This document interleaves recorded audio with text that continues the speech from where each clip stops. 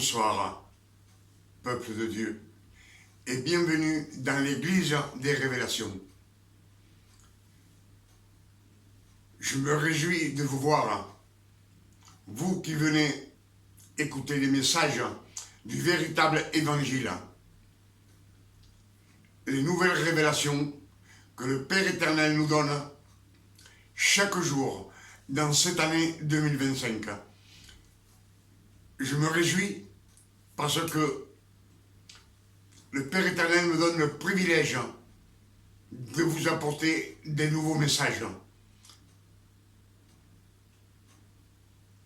C'est pour cela que je vous salue au nom de notre Père éternel.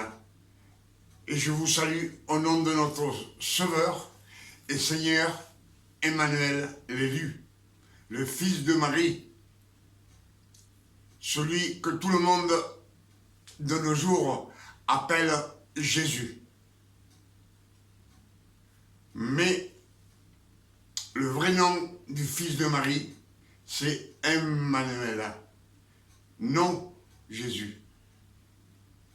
Emmanuel, c'est une phrase hébraïque. Et quand on la traduit dans la langue latine, elle nous dit que cela veut dire Dieu parmi nous. Amen. Et le Christ, c'est aussi une phrase hébraïque. Et quand on la traduit dans la langue latine, elle nous dit que c'est l'élu. C'est lui, l'élu. Comme je vous l'ai dit beaucoup de fois, les catholiques, les latins, les romains ont changé les Écritures et on lui a donné le nom de Jésus-Christ. Christ, c'est une phrase hébraïque. Ils nous ont caché que c'est l'élu du Père éternel, de Dieu. Amen. C'est pour cela que ce soir, je vous souhaite la bienvenue dans l'église des révélations. Et je vous invite à vous installer, parce qu'on va écouter des messages que le Père éternel nous donne dans cette année 2025. Comme je vous le dis toujours, le Père éternel nous a ouvert les portes du ciel afin que nous reçussions le véritable évangile, celui que nous mène sur le chemin qui mène à la gloire de Dieu, du Père éternel. Amen. Alors soyez attentifs afin de recevoir la parole de Dieu dans vos cœurs et la recevoir à 100% et que vous puissiez les prêcher au monde entier parce que le monde entier a besoin de la vérité. Amen. Que ce message vous bénisse et qu'il y ait une parole pour chacun de vous et pour moi aussi. Amen. Ce que nous allons méditer ce soir, c'est pour cela que je vous demande d'être attentif, c'est Ésaïe 54, verset 5. Amen. Écoutons.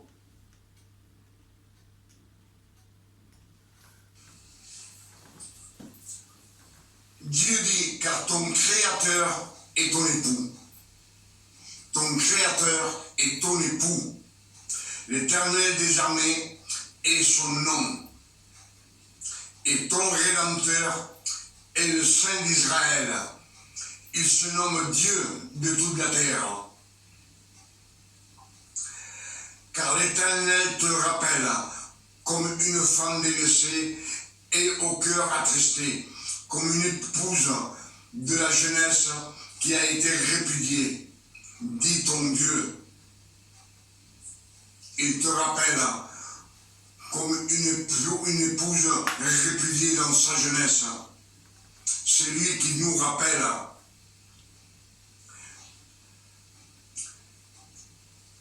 Quelques instants, je t'avais abandonné, mais avec une grande affection, je t'accueillerai. Dans un instant de colère, je t'avais un moment dérobé ma face, mais avec un amour éternel, j'aurai compassion de toi. Dit ton Rédempteur l'Éternel.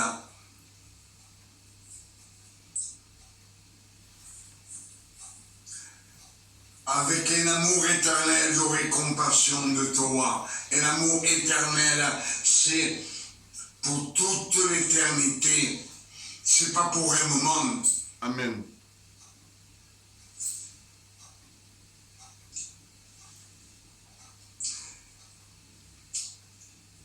Dieu dit, et il en sera pour moi comme des eaux de Noé. J'avais juré que les eaux de Noé ne se répandraient plus sur la terre. Le jour de même, je jure de même de ne plus mériter contre toi et de ne plus te menacer. Je jure, comme par les jours de Noé, de ne plus mériter contre toi, plus me fâcher. Il jure de ne plus se fâcher avec nous, de ne plus nous menacer.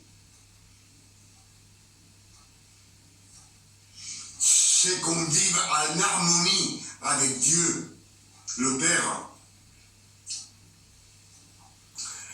Il dit comme ceci, quand les montagnes s'éloigneraient, quand les collines chancelleraient, mon amour ne s'éloignera point de toi, et mon alliance de paix ne chancellera point, dit l'Éternel qui a compassion de toi.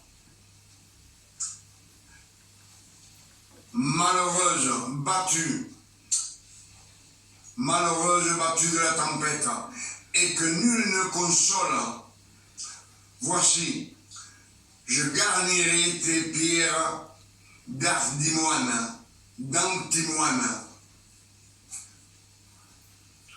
Je te donnerai des fondements de saphir. Je ferai tes créneaux de rubis, tes portes d'escarboucle et toutes tes enceintes de pierres précieuses. Il nous parle de la nouvelle Jérusalem. C'est Israël, la nouvelle Jérusalem, celle qui descendra du ciel pour nous. Il nous dit comme ceci, tous tes fils seront disciples de l'Éternel, et grande sera la postérité de tes fils. Tu seras affermi par la justice, banni de l'inquiétude. On sera banni de l'inquiétude, on n'aura plus peur de rien.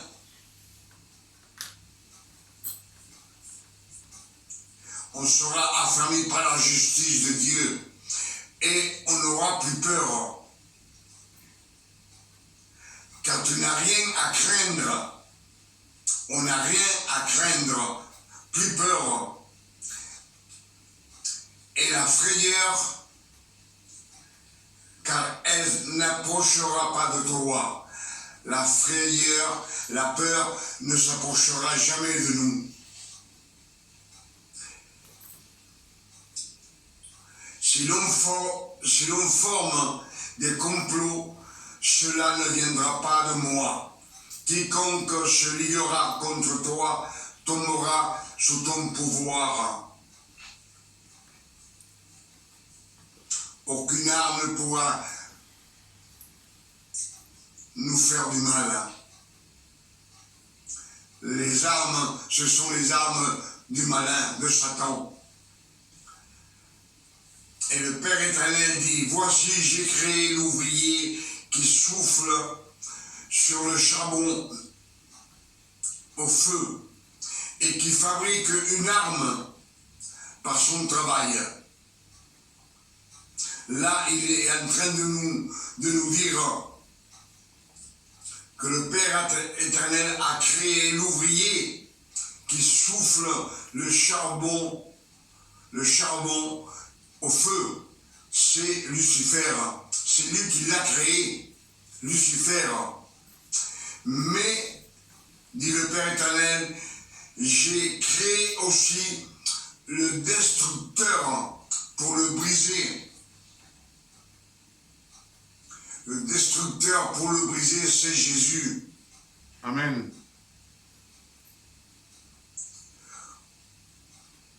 Le Père éternel, c'est lui qui a créé Lucifer. Et il connaît les armes. Les armes de Lucifer, le Père éternel les connaît. Pour cela, il a créé aussi le destructeur pour le briser, pour le vaincre. Toute arme forgée contre toi sera sans effet. Et toute langue qui s'élèvera en justice contre toi, tu la condamneras. Tel est l'héritage des serviteurs de l'Éternel. Tel est le salut qui leur viendra de moi, dit l'Éternel.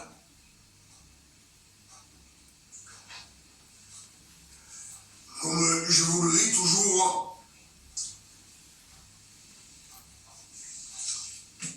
Satan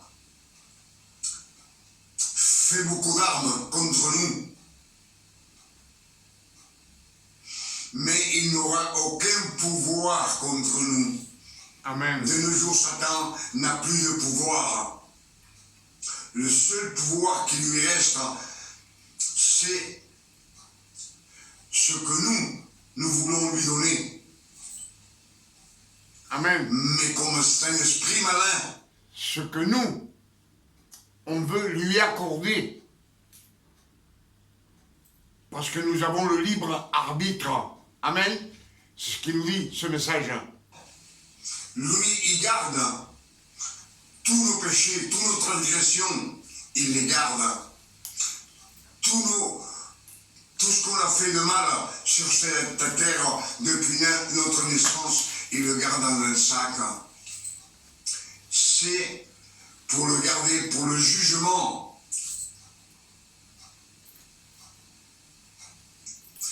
Pour le jugement dernier, ce sac, soit d'un homme ou soit d'une femme, il le videra devant le Père éternel et il dira, cet homme ou cette femme m'appartient parce que voici toutes ces transgressions. Mais nous avons notre avocat qui est Jésus. Et Jésus, le Père éternel, lui a donné tout pouvoir. Quand on parle de Jésus, c'est Emmanuel, l'élu. Celui qu'on appelle Jésus. Emmanuel, l'élu. Amen. Et c'est notre avocat. Et il dira, oui, toutes ces transgressions, tous ces péchés, toutes ces choses qu'il a fait pendant sa jeunesse et pendant sa vie, moi, je les ai lavés, je les ai payés avec mon sang. Béni sois-tu. Avec mon sang, j'ai payé tout cela, et tout cela est resté cloué sur la croix maudite au mont de Golgotha.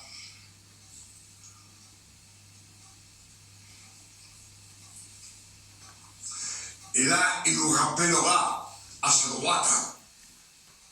Jésus nous mettra du côté droit. Je pense que je suis en train de vous révéler beaucoup de choses.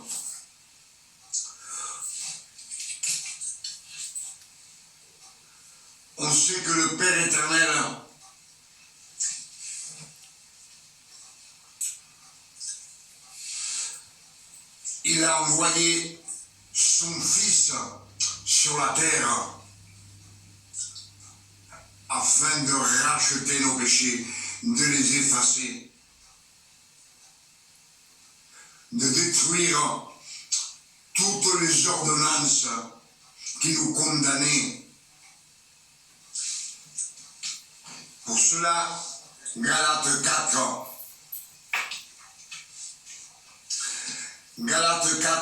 verset 4, dit comme ceci: lorsque les temps furent accomplis, Dieu envoya son Fils, né d'une femme, né sous la loi, afin qu'il rachetât tous ceux qui sont sous la loi. Amen. Tous ceux qui sont sous la loi, pour les racheter de la loi.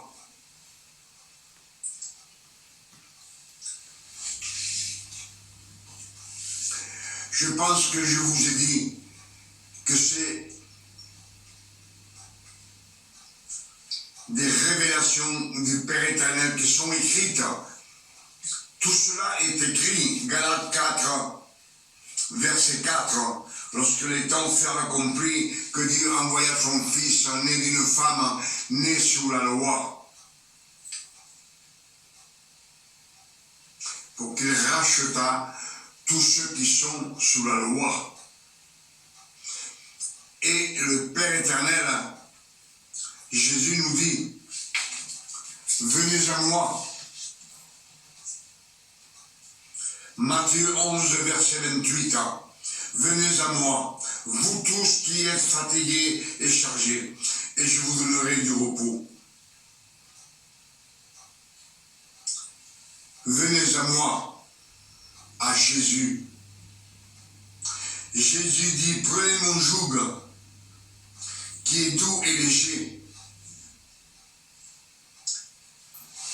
Ça, ce sont les révélations. Ce n'est pas la croix qu'il nous dit de prendre. Il nous dit de prendre le joug. Un joug, anciennement, ça servait pour mettre deux animaux côté à côté et qui marchent ensemble. Et Jésus nous dit: prends mon joug, c'est-à-dire viens avec moi, à côté de moi, et marche avec moi. Amen. Et je te donnerai du repos. Parce que les Écritures sont bien claires.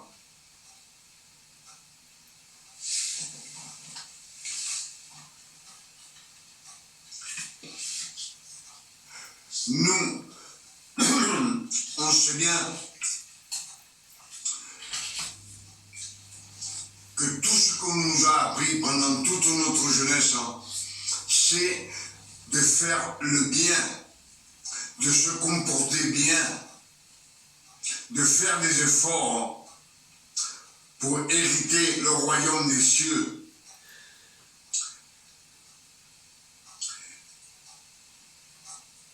Et Jésus vous dit, Matthieu 11, verset 28, venez à moi, je vous donnerai du repos. Tout cela a été effacé.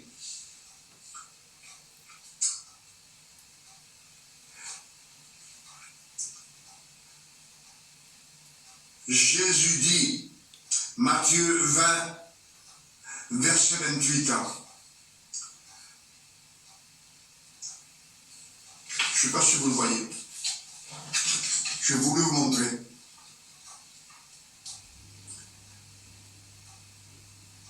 Matthieu 20, verset 28. Il nous dit comme cela. Car ainsi est venu le Fils de l'homme, non pour être servi, mais pour servir. Il n'est pas venu pour qu'on le serve, il est venu pour nous servir à nous. Et il dit bien pour servir et donner sa vie comme une rançon. Comme la rançon de plusieurs. Pourquoi de plusieurs et pas pour tout le monde? Parce que nous avons le libre arbitre. Et il y en a beaucoup qui ne veulent pas sortir de la loi. Ils sont toujours dans la loi. Ou dans le mélange, la loi et la grâce. Et le Père éternel nous dit qu'il a envoyé son Fils pour vous racheter de la loi. S'il nous a racheté de la loi, c'est qu'on n'appartient plus à la loi. Si vous achetez quelque chose, n'importe où, vous l'avez acheté, vous avez payé, ça vous appartient. Ça n'appartient plus à son premier propriétaire. Ça nous appartient à celui qui l'a acheté. Et pour ça, il nous dit, venez à moi, car vous n'appartenez plus à la loi, mais vous appartenez à celui qui a ressuscité de la mort, c'est-à-dire Christ, Jésus, le Fils de notre Père éternel. Amen. Je pense que ces révélations sont bien claires.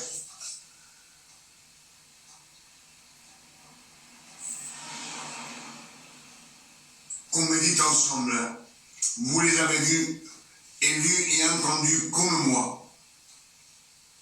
Et ces révélations sont autant pour vous que pour moi, à condition qu'on les prenne et qu'on les prêche au monde entier. Le monde entier a besoin de savoir la vérité qui va leur permettre de marcher dans le chemin de Jésus.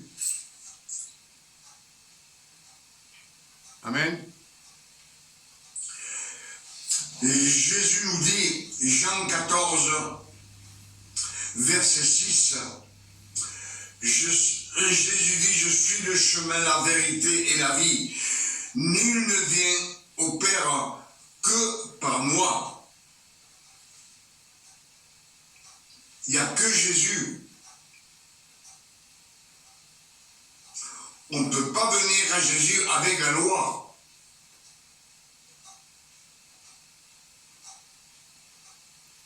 Je ne sais pas si vous comprenez ce que je veux vous dire. Quand le Père éternel, le Christ a ressuscité, il nous a baptisés avec sa mort. Il nous a baptisés du Saint-Esprit, de l'Esprit Saint. Et à sa résurrection, il nous a fait ressusciter ensemble. Et ensemble, il nous a assis ensemble dans les nuées du ciel avec Jésus. Nous avons été sauvés par grâce, par la grâce de notre Seigneur Jésus-Christ. Et tous nos péchés, toutes nos iniquités, toutes nos transgressions, toutes nos dettes ont été, et toutes les malédictions ont été clouées dans la croix maudite sur le mont de Golgotha. Vous savez que dans le jardin d'Éden,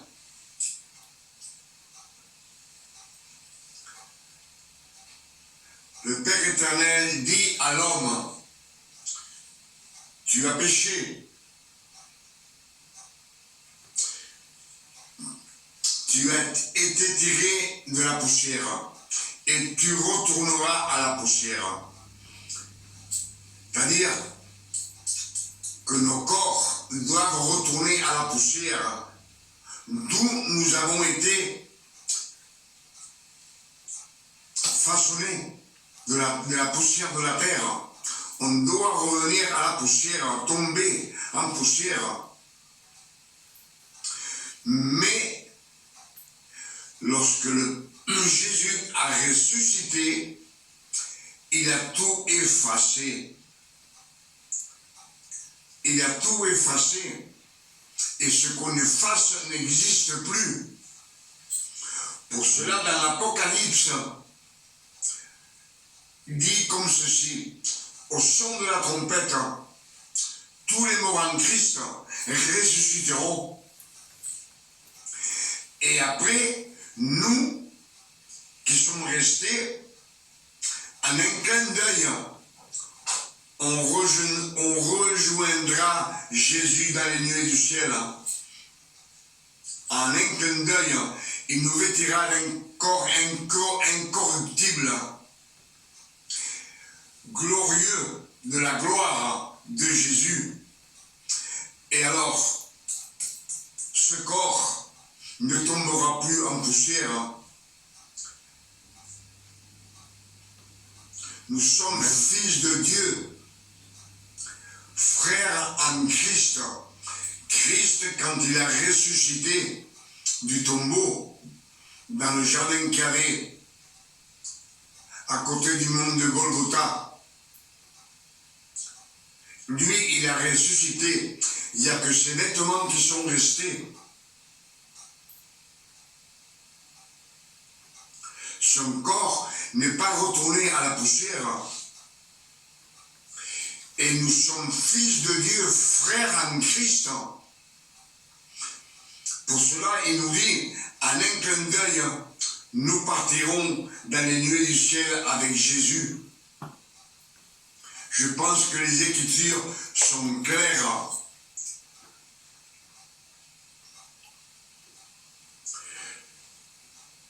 Ce corps ne tombera pas en poussière. Les derniers qui resteront, ce corps ne tombera pas en poussière. On aura un corps incorruptible et glorieux de la gloire de notre Seigneur Jésus-Christ. Sa sainteté est déjà sur nous. Parce que le Père éternel a mis dans nos cœurs l'esprit de son Fils.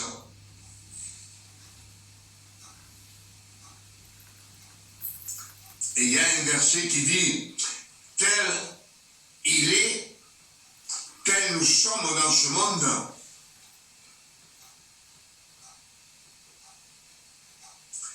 Tel il est, tel nous sommes dans ce monde.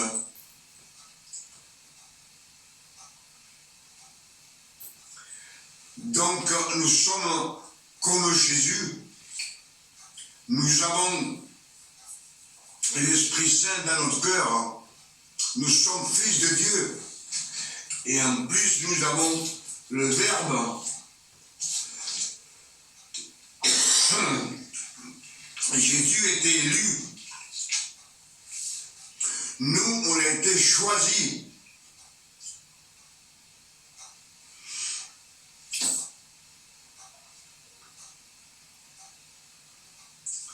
Je pense que c'est clair ce que je suis en train de vous dire. Car quand le Fils de l'homme est venu sur la terre, c'est pour sauver les 12 tribus d'Israël. Les Écritures en parlent. Mais Christ, quand il a ressuscité, lui, il veut sauver tout le monde, même les gentils, ceux qui ne croient pas. C'est ce qui nous dit le mystère caché, Colossiens 1, verset 26.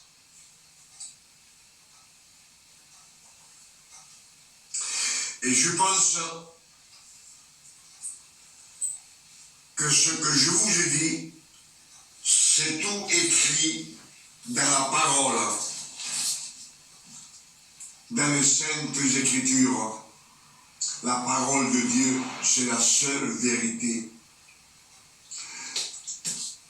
Je dis bien qu'on nous a appris beaucoup de choses.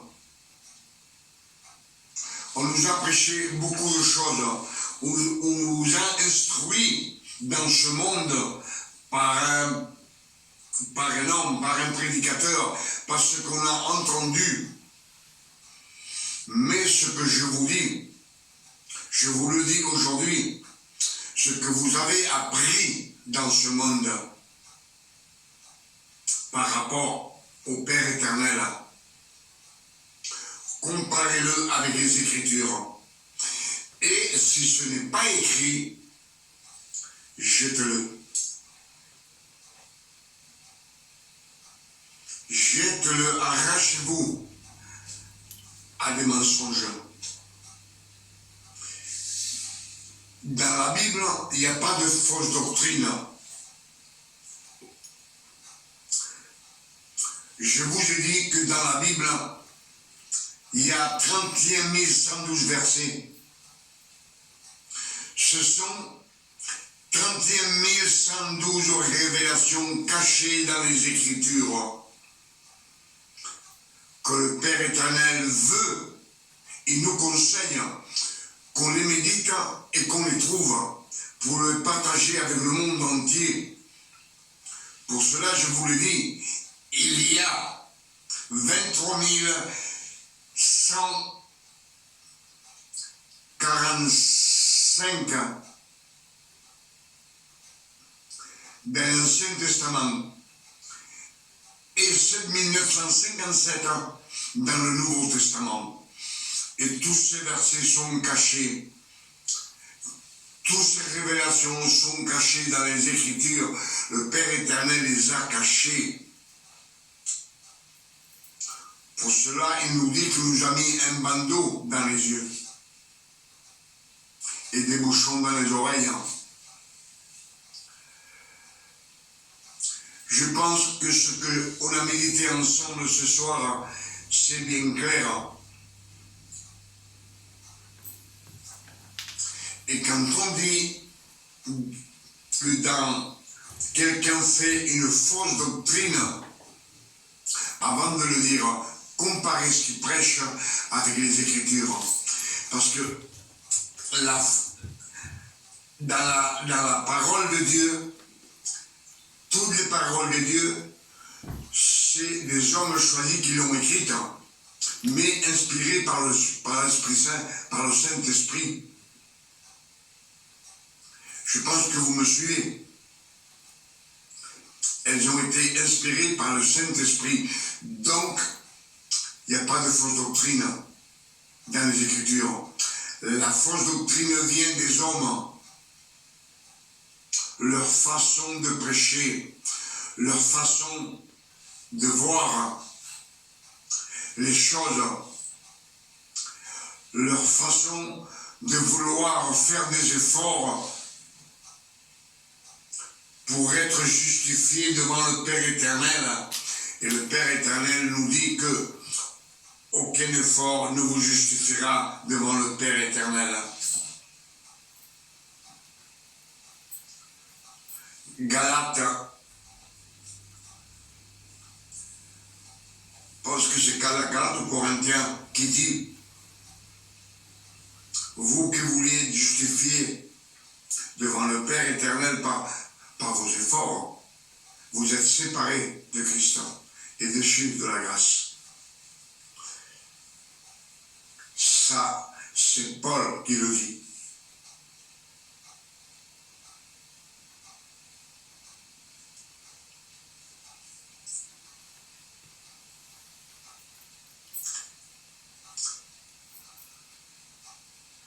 Je pense que j'ai plus beaucoup de choses à vous dire. Tout ce qu'on a médité ensemble.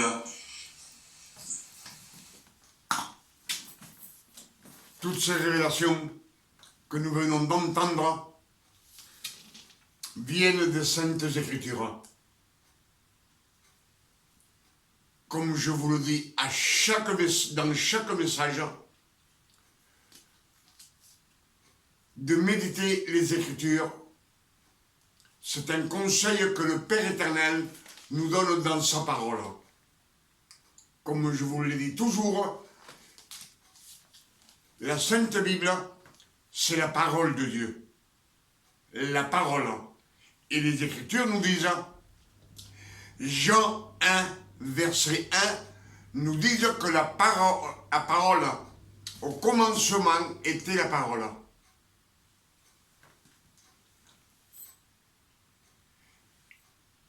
Et la parole était avec Dieu. Et la parole était Dieu. Et tout a été créé par la parole. Amen. Ce message qu'on vient d'écouter, c'est Ésaïe 54, verset 5. Que le Père éternel, toutes ses bontés ont été annoncées pour le futur. On sait que Ésaïe, c'est 600 années avant la naissance du Christ, d'Emmanuel, l'élu. Amen.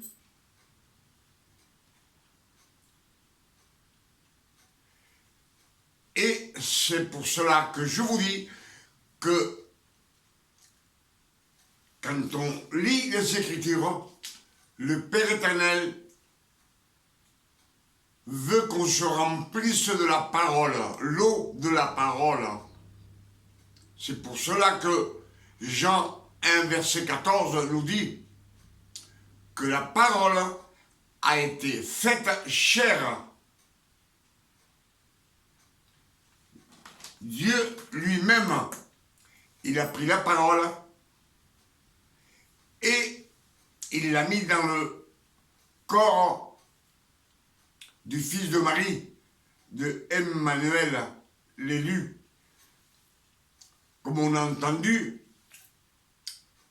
le Christ a été élu, exactement comme beaucoup de personnes et beaucoup de femmes. Dans l'Ancien Testament, il y a beaucoup qui ont été choisis et le Père éternel a mis des pouvoirs sur eux. Mais s'il a élu le fils de Marie, il a été créé par l'Esprit Saint, par le Saint-Esprit. C'est Matthieu 1, verset 23 qui nous le dit, que l'ange Gabriel vient voir la Vierge Marie et il lui dit, tu auras un fils et on lui donnera le nom de Emmanuel, Dieu parmi nous, on lui donnera.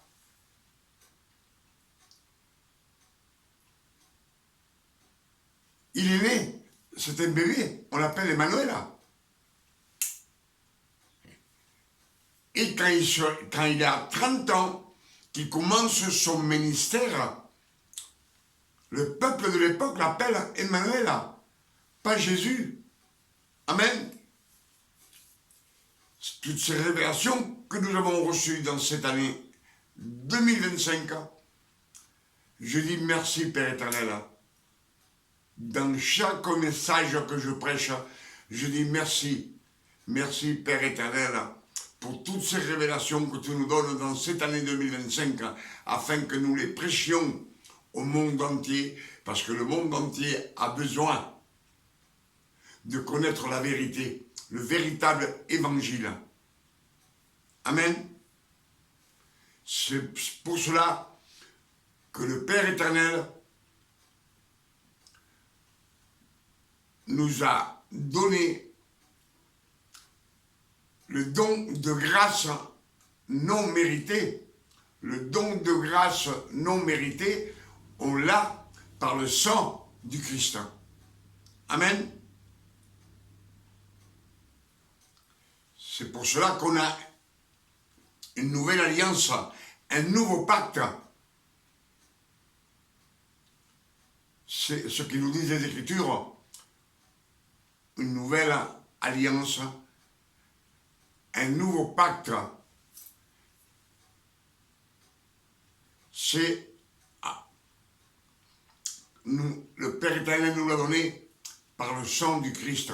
Et, comme je vous dis toujours, la parole, c'est pour tout le monde entier, pécheurs et non pécheurs.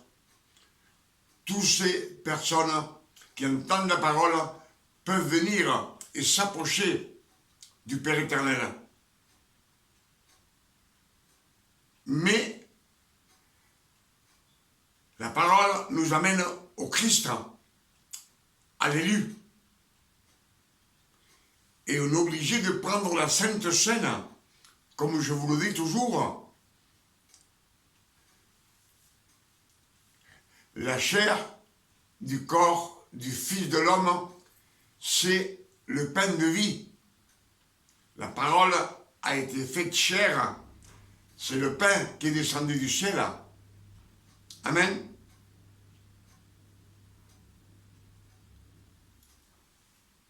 Jean 6, verset 31 nous dit « Je suis le pain qui est descendu du ciel ». C'est le Christ qui le dit. Celui qui mange de ce pain n'aura jamais faim et il n'aura jamais soif. Amen.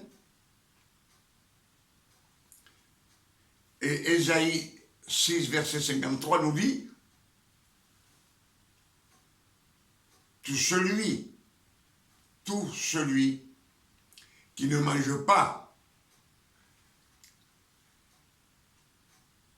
la chair du corps du Fils de l'homme et qu'il ne boit pas son sang, n'a pas la vie en lui.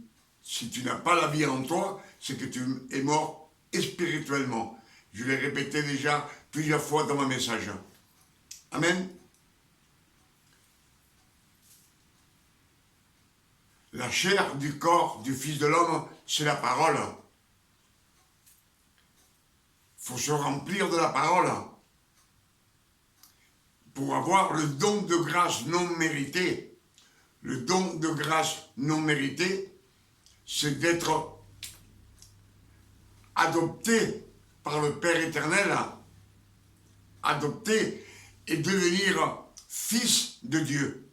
Si on est fils de Dieu, on n'est plus serviteur et on n'est plus disciple.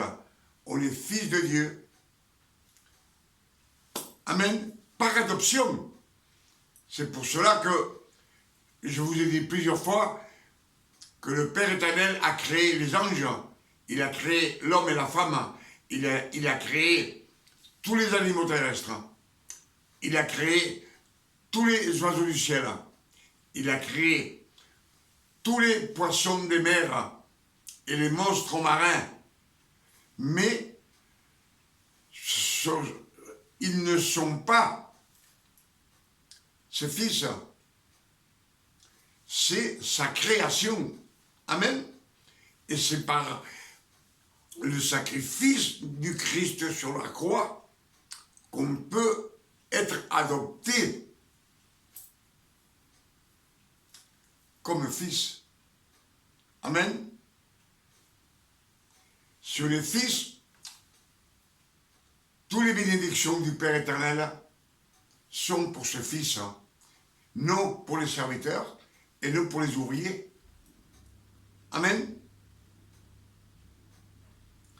Avec ce message qu'on a reçu ce soir, en cette année 2025, je dis merci Père éternel, parce que c'est un privilège qu'il me donne de pouvoir vous apporter chaque soir, en cette année 2025, des nouvelles révélations, des révélations qui peuvent, si on les pratique et on les écoute, ils nous mènent vers la gloire du Père éternel.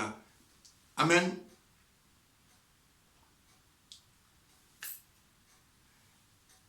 Avec ces quelques révélations et ce message que nous venons d'écouter ensemble, qu'on a écouté, Ésaïe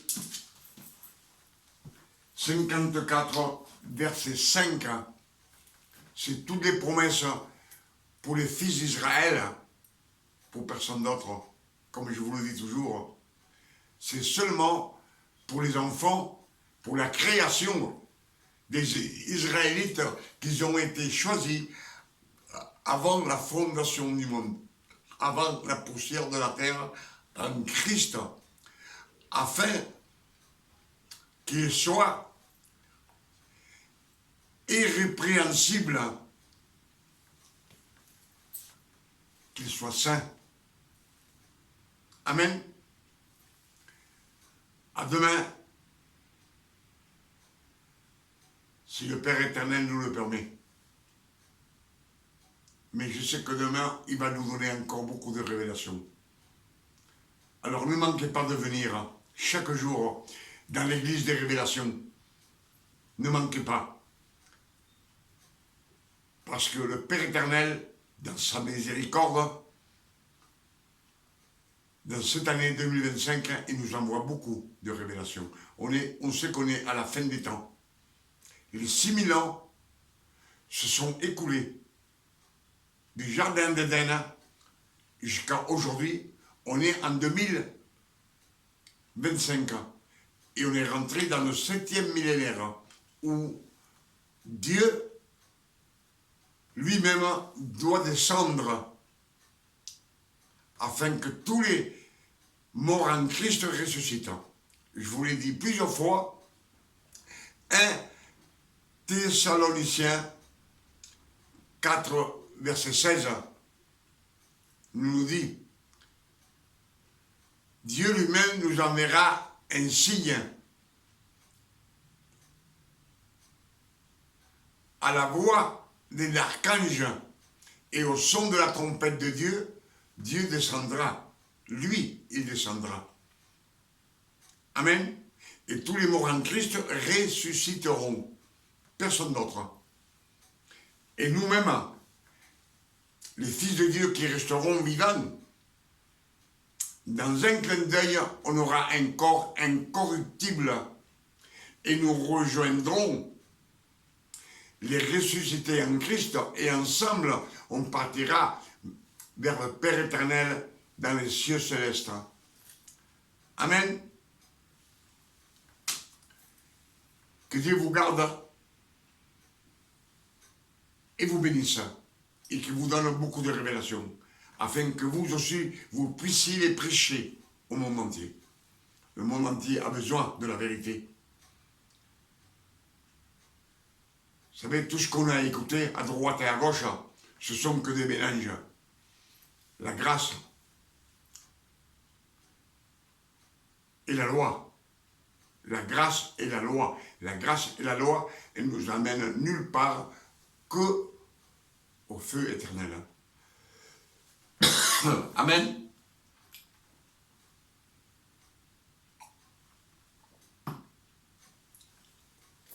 Que Dieu vous garde et vous bénisse ce soir. Amen.